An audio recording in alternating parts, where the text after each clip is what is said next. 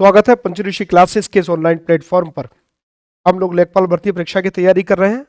उसी क्रम में सामाजिक और धार्मिक सुधार आंदोलन को आज हम लोग पढ़ेंगे। 19वीं शताब्दी में अंग्रेजी शासन के दौरान भारतीय समाज अनेक सामाजिक बुराइयों से ग्रसित था। जैसे हमारे समाज में सती प्रथा थी, छुआछूत था, बाल विवाह था, छोटे बच्चों का विवाह कर दिया जाता था, पर्दा प्रथा थी, आदि आदि बहुत सारी कुरीतियां मौजूद थी। इन कुरीतियों को समाप्त करने के लिए अनेक सामाजिक धार्मिक सुधार आंदोलन प्रारंभ हुए, जिन्होंने आधुनिक भारत की नींव रखी। अब ये सामाजिक धार्मिक सुधार आंदोलन जो हुए, उनके कारण क्या थे? पहला कारण था अंग्रेजी शिक्षा का प्रसार। क्योंकि उस समय अंग्रेजी शिक्षा का प्रसार हुआ, पाश्चात्य संस्कृति का प्रभाव पड़ा और अंग्रेजी शिक्षा के प्रसार के कारण तर्क करने की एक योग्यता लोगों के अंदर आई और वैज्ञानिक सोच वहां विकसित हुई। वैज्ञानिक सोच ये कहती है कि वो तर्क पर आधारित होती है कि ऐसा क्यों नहीं। जब ये व्यक्ति के मन में आ जाता है ऐसा क्यों और ऐसा क्यों नहीं, सोचने की क्षमता विकसित हो जाती है, तो फिर हर चीज में वो दर्शन के आधार पर, तर्क के आधार पर देखना शुरू कर देता है। पाश्चात्य विचारों का प्रभाव पड़ा, जहां स्वतंत्रता की बात हुई, समानता की बात हुई, मानवाधिकार के विचार आए कि एक मनुष्य के कौन कौन से अधिकार हैं, इस बात की बात हुई। भारतीय नवजागरण, देखिए हमारी प्राचीन संस्कृति जो सबसे बिल्कुल ही प्राचीन थी, उस समय यह छुआछूत भेदभाव नहीं हुआ करता था।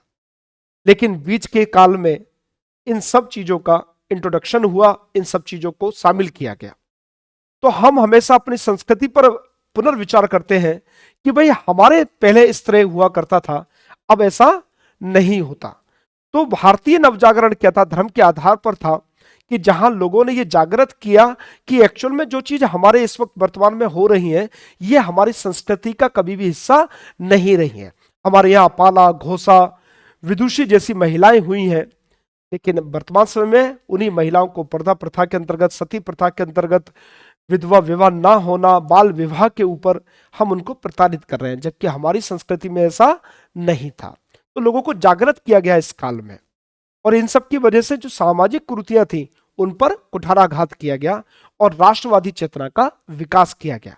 इन सभी का कंबाइंड रूप से जो आंदोलन था वो सामाजिक धार्मिक सुधार आंदोलन था। बहुत सारे लोगों ने इसमें पार्टिसिपेट किया, जिनके पास अपने अपने आधार पर करने की क्षमताएं थी वो लोगों ने की, और उस आधार पर हम लोग राजा राम मोहन राय और देवेंद्र नाथ ठाकुर को पढ़ चुके हैं। अब हम लोग उससे आगे बढ़ेंगे और बात करेंगे केशव चंद्र सेन की।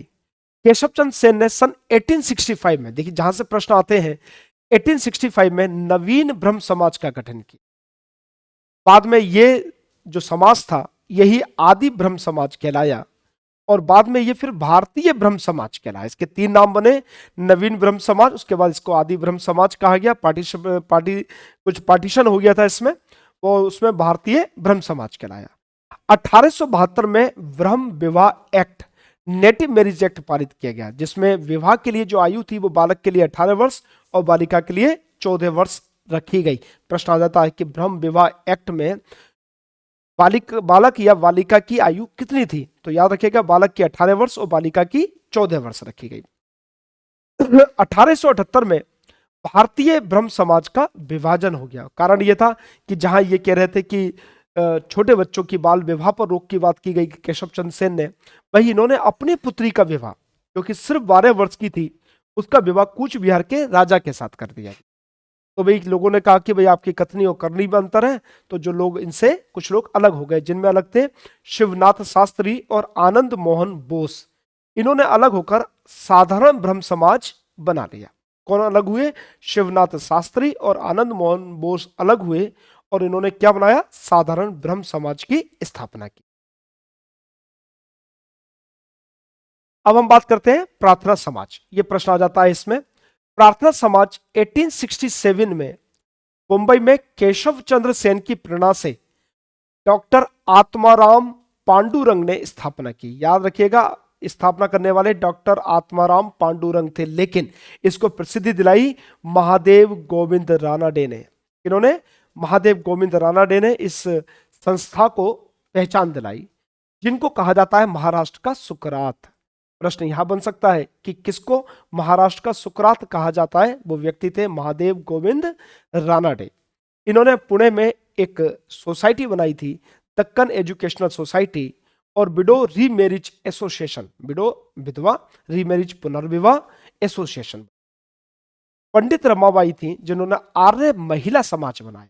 ये प्रश्न आ चुका है एक बार कि आर्य महिला समाज किसने बनाया था? पंडित रमाबाई ने बनाया था। याद कर लीजिएगा, ये सारे वही प्रश्न हैं जो परीक्षाओं में आ सकते हैं। अब बात करते हैं रामकृष्ण मिशन की। 1897 में कलकत्ता में जो बेलूर मठ था, वह स्वामी विवेकानंद ने रामकृष्ण मिशन बनाया 1897 में, और स्वामी विवेकानंद के बचपन का नाम था नरेंद्र नाथ दत्त। 1893 में 1893 में अमेरिका के शिकागो में गए थे ये प्रथम विश्व धर्म सम्मेलन के लिए। याद रखिएगा, प्रथम विश्व धर्म सम्मेलन के लिए कहाँ गए? शिकागो में गए थे। यह प्रश्न आ चुका है कि प्रथम विश्व धर्म सम्मेलन कहां पर आयोजित हुआ था? शिकागो में आयोजित हुआ था सन 1893 में। लेकिन लोग यही जानते हैं, दूसरी बात नहीं जानते हैं, सन 1900 में ये पेरिस भी गए थे द्वितीय विश्व धर्म सम्मेलन में भाग लेने के। ठीक है, इनको नव हिंदू जागरण का संस्थापक भी कहा जाता है। किनके लिए? स्वामी विवेकानंद के। आप बात करते हैं आर्य समाज की, और यहां से अच्छे प्रश्न बनते हैं। 1875 में बंबई में स्वामी दयानंद सरस्वती ने आर्य समाज की स्थापना की, और 1877 में इसका मुख्यालय लाहौर में बनाया गया। मुख्यालय कहां पर? लाहौर में बनाया गया। स्थापना किसने की? दयानंद सरस्वती ने की। कहां की? बंबई में की। कब की? 1875 में। किसकी की? आर्य समाज की। दयानंद सरस्वती को भारत का मार्टिन लूथर किंग कहा जाता है। क्या कहा जाता है? Martin Luther king. दो आ गए यहां पर, महाराष्ट्र का सुकरात Mahadev Govind Ranade, Martin Luther king Bharat का किसको कहा जाता है? दयानंद सरस्वती को कहा जाता है। याद कर लीजिए कि यह परीक्षाओं में आ सकते हैं, लिख लीजिएगा। अब हम बात करते हैं, अभी दयानंद सरस्वती की बात करते हैं। इनके बचपन का नाम मूल शंकर था, गुरु बिरजानंद थे, और इनका नारा था वेदों की और लोटो। इनकी पुस्तक का नाम था सत्यार्थ प्रकाश।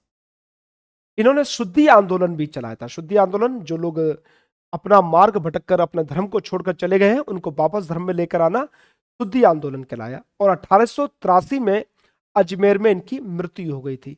बहुत महत्वपूर्ण प्रश्न है, जहां से आ सकता है।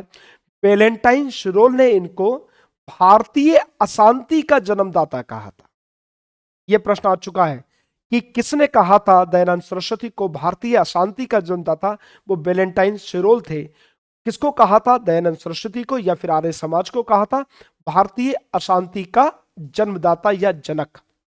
1886 में 1886 में लाला हंसराज ने लाहौर में दयानंद एग्लो वैदिक कॉलेज की स्थापना की। आप लोग जानते हो दयानंद एग्लो डीएवी, जो फेमस है जिस नाम से कि भाई डीएवी स्कूल है। डीएवी डीएवी की फुल फॉर्म क्या है? दयानंद एग्लो वैदिक कॉलेज। और 1902 में यह प्रश्न आ चुका है, 1902 में स्वामी श्रद्धानंद और मुंशी राव ने हरिद्वार में गुरुकुल विश्वविद्यालय की स्थापना की। 1902 में किसने? स्वामी श्रद्धानंद ने, और उनके साथ थे मुंशी राम। उन्होंने हरिद्वार में गुरुकुल कांगड़ी विश्वविद्यालय की स्थापना की थी। याद कर लीजिएगा, 1902 में स्वामी श्रद्धानंद। मैं बार बार रिपीट कर रहा हूं, ये प्रश्न आते हैं। बात करते हैं थियोसोफिकल सोसाइटी की। 1875 में ही मैडम एच.बी. ब्लोवेत्स्की ने और अमेरिकी कर्नल थे ऑलकॉट ने न्यूयॉर्क में थियोसोफिकल सोसाइटी की स्थापना की। बाद में इसको भारत में लेके आए, और 1882 में कार्यालय इन्होंने खोला मद्रास के पास अडियार नामक स्थान पर। यह प्रश्न भी आ चुका है। सारे वही प्रश्न इसमें शामिल किए गए हैं जो परीक्षाओं में आते हैं। कार्यालय मद्रास के पास अडियार में स्थापित किया गया 1882 में। 1888-89 में एक महिला, जो आयरिश महिला थी, एनी बेसेंट, वो इस सोसाइटी की सदस्यता बनी और उन्होंने इसको बहुत फेमस किया।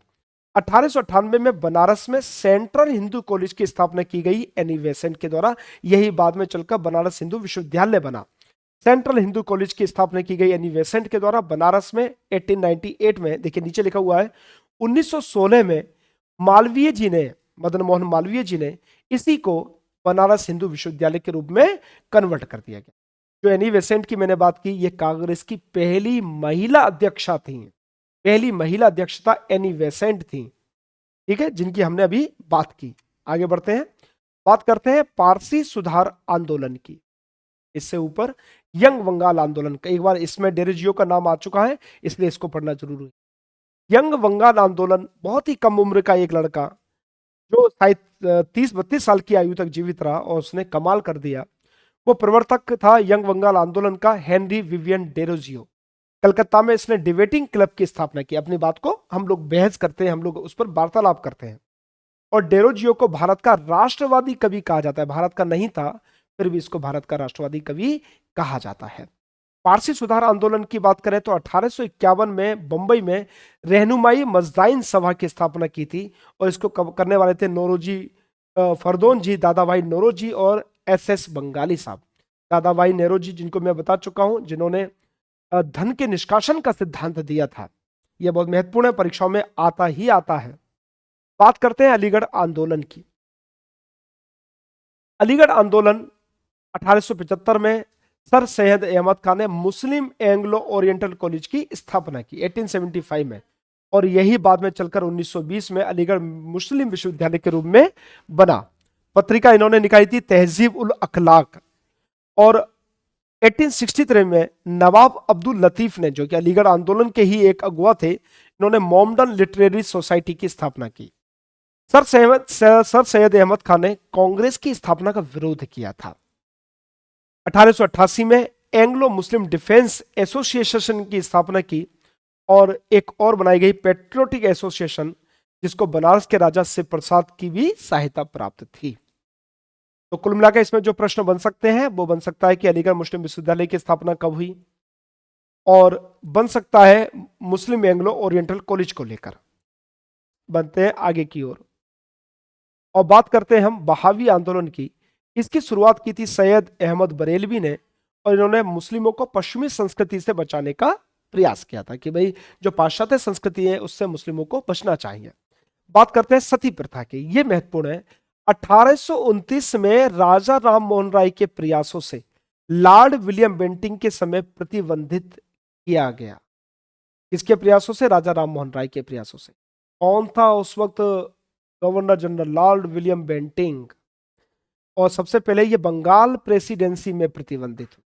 1830 में गवर्नर था, 1830 में बंबई मद्रास प्रेसिडेंसी से प्रतिबंधित हुआ, और 1830 में ही राधाकांत देव ने धर्म सभा की स्थापना की और इन्होंने सती प्रथा का समर्थन किया। उस वक्त लोगों ने कहा यह हिंदू धर्म पर कुठारघात किया जा रहा है, उनकी प्रथाओं को बदला जा रहा है, लेकिन सती प्रथा गलत प्रथा थी। हालांकि मैंने इस पर थोड़ा सा रिसर्च किया है और मैंने इसको पढ़ने की कोशिश की है, तो कभी मैं सती प्रथा पर एक अलग वीडियो बनाऊंगा और कुछ तथ्यों के साथ इसको प्रस्तुत करूंगा। भारतीय समाज में सती प्रथा के बहुत कम साक्ष्य प्राप्त होते। ऐसा नहीं था कि अन्यत्र या अत्यंत है, बहुत कम साक्ष्य प्राप्त होते हैं। और हम लोग देखते हैं कि अगर जितने भी साक्ष्य थे, व्यवस्था गलत थी, इसका विरोध होना चाहिए था, लेकिन जितना बड़ा चढ़ाकर प्रस्तुत किया गया, भारतीय संस्कृति को गंदा दिखाने की कोशिश की, उस हिसाब से बहुत कम केस थे। चलिए बात करते हैं ठगी प्रथा की। तो 1830 में governor general Lord William Bentinck के समय में कर्नल श्रीमेन के सहयोग से इसको बंद किया गया, ठगी प्रथा। शिशुवत, कन्याओं को जन्म लेते ही मार डालते थे, तो उनको बचाने के लिए प्रयास किया गया। गवर्नर जनरल जॉर्ज शोर के समय और बेलेजली के समय इस पर रोक लगा दी गई थी 1802 में। महत्वपूर्ण है, ध्यान रखिएगा। शिशुवध कब बंद हुआ, ठगी प्रथा कब बंद हुई, उस वक्त कौन भारत का गवर्नर जनरल था, आदि आदि क्वेश्चन आते हैं। विधवा पुनर्विवाह की बात करते हैं। तो विधवा पुनर्विवाह 1856 में लॉर्ड डलहौजी के समय में ईश्वर चंद्र विद्यासागर के प्रयासों से समाप्त की। क्या? विधवा पुनर्विवाह ईश्वर चंद्र विद्यासागर के प्रयासों से लॉर्ड डलहौजी के समय इस पर रोक लगाई गई 1856 में। चलिए आगे बढ़ते हैं, हम लोग बात करते हैं 1850 की कुछ बात करते हैं। विष्णु शास्त्री पंडित ने बंबई में विधवा पुनर्विवाह सभा की स्थापना की। 1850 में विष्णु शास्त्री पंडित ने। 1899 में डी के कर्वे ने पूना में विधवा आश्रम खोला, और 1906 में बंबई में प्रथम भारतीय महिला विश्वविद्यालय की स्थापना की। समाज सुधारक गोपाल हरि देशमुख, जिनको लोक हितवादी कहा जाता है, गोपाल हरि देशमुख, आ गया एक और उपनाम लोक हितवादी किसे कहा जाता है? गोपाल हरि देशमुख को कहा जाता है। अब बात करते हैं सिविल मैरिज एक्ट या नेटिव मैरिज एक्ट, जो कि 1872 में बना था। बालक के लिए 18 वर्ष की आयु और बालिका के लिए 14 वर्ष की आयु विवाह के लिए मानी गई थी, और इसी के तहत बहुपत्नी प्रथा पर प्रतिबंधित कर दिया गया, यानी कि एक पुरुष कई विवाह कर लेते थे, उस पर रोक लगाई गई।